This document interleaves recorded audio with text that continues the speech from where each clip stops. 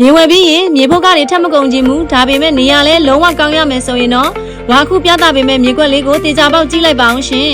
အခုဝါပြသပေးမှာကတော့တပင်ရွှေရီရက်ကွက်တွေကမျိုးပတ်လင်းအနီးနားမှာတွေရှိတယ်မြေကွက်လွတ်အကွက်တက်လင်းဖြစ်ပါတယ်ဒီမြေကွက်ရဲ့အဓိကအသာချက်ကမြေပြင်နေထားကလုံးဝကိုညီညာတက်ရက်နေပြီးသားဖြစ်လို့ဝယ်ယူပြီးတာနဲ့ချက်ချင်းအိမ်ဆောင်မလားဒါမှမဟုတ်လောလောဆယ်ဒီတိုင်းလေးပဲ invest ထားအောင်မလားဘလို့ပဲထားမြင်ရတာအရန်ကိုတက်ရက်လှပတဲ့မြေကွက်ကောင်းတစ်ခုဖြစ်ပါတယ်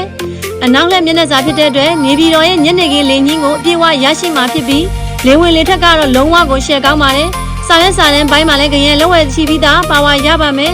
နေပြည်တော်ပုပ္ပသီရီတပင်ရွှေရီရက်ကွက်ကဒီမြေကွက်ကို3600ညှိနှိုင်းလေးနဲ့ရောင်းချပေးမှာဖြစ်ပါတယ်ဒေတာအသေးစိတ်သိချင်တာဖြစ်ဖြစ်ဈေးနှုန်းကိုညှိနှိုင်းချင်တာဖြစ်ဖြစ်HMA ကောင်းတစ်ခွက်ကိုပိုင်းဆိုင်ချင်တာဖြစ်ဖြစ်ဝါကအဆင်ပြေအောင်ဆောင်ရွက်ပေးမှာမို့အခုပဲဝါစီကိုဆက်သွယ်လိုက်ပါရှင် HMA ကောင်းဆိုတာလူတိုင်းနဲ့ထိုက်တယ်ပါတယ်